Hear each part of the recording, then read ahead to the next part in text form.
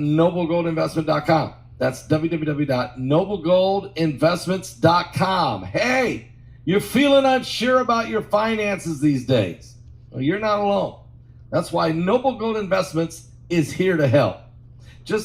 Let me tell you to you, straight from the folks who've already helped. One man said that noblegoldinvestments.com's crew walked me through everything and no stress. Another one said, and with their help, I can finally sleep easy at night. And now this month, noblegoldinvestment.com is handing out for free these 5 ounces of pure silver, America the Beautiful coin.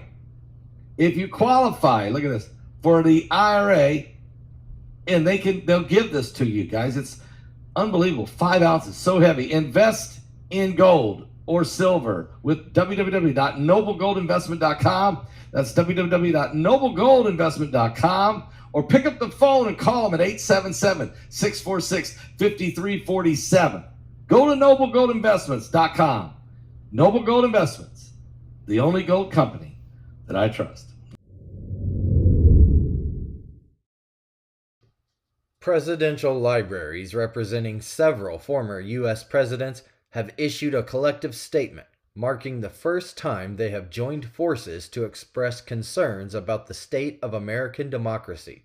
The statement carries the signatures of libraries representing past presidents such as Barack Obama, George W. Bush, Bill Clinton, George and Barbara Bush, Ronald Reagan, Jimmy Carter, Gerald Ford, Richard Nixon, Lyndon Johnson, John F. Kennedy, Harry Truman, Franklin D. Roosevelt, and Herbert Hoover. Notably absent from the signatories is the Presidential Library for Donald J. Trump, primarily because it has not yet been established. Mediaite reported. This joint declaration is believed to be their inaugural united statement on the condition of American democracy and contains the foreboding phrase, quote, "Others see our own house in disarray." Quote, "Americans have a strong interest in supporting democratic movements and respect for human rights around the world because free societies elsewhere contribute to their own security and prosperity here at home," the statement reads. Quote, "But that interest is undermined when others see our own house in disarray."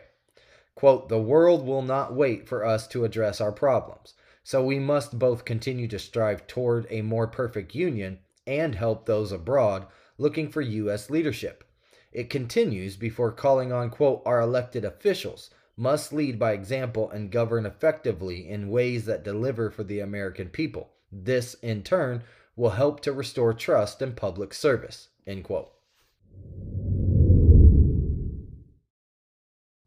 Hurricane Lee has the potential to escalate into a Category 5 storm as it approaches the Caribbean islands and subsequently makes its way toward the United States.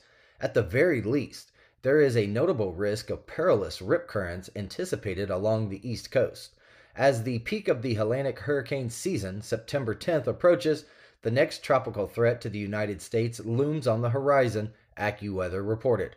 Hurricane Lee, which originated in the central Atlantic on Tuesday, was positioned approximately 1,000 miles east of the Leeward Islands in the eastern Caribbean during the early hours of Thursday. Now, this Category 2 hurricane had wind speeds of 105 miles per hour, marking a significant increase from the 80 miles per hour recorded just a few hours earlier. Predictions indicate that Lee is set to undergo rapid intensification over the weekend, potentially becoming the first Category 5 hurricane of the season in the Atlantic Basin. And according to AccuWeather forecasters, this enduring storm could have far-reaching impacts, affecting regions from the Caribbean to the United States and even extending to Atlantic Canada. A federal judge has issued a ruling directing Texas to dismantle the floating barriers in the Rio Grande and prohibiting the state from constructing new barriers or adding more buoys to the river. This decision, outlined in a court filing on Wednesday, represents a legal victory for the Biden administration.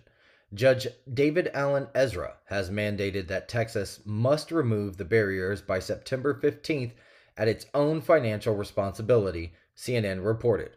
The border buoys have been a contentious immigration issue ever since their deployment in the Rio Grande as part of Governor Greg Abbott's border security initiative known as Operation Lone Star. In July, the Justice Department filed a lawsuit against the state of Texas, contending that the buoys had been installed unlawfully and requesting the judge to compel their removal.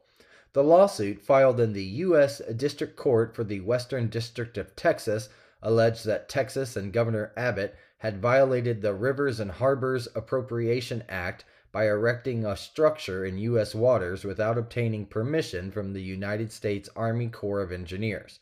The Justice Department sought an injunction to prevent Texas from constructing additional barriers in the river. In response, the Republican governor argued that the buoys were intended to deter migrants from entering the state from Mexico. Texas has promptly lodged an appeal against the judge's order.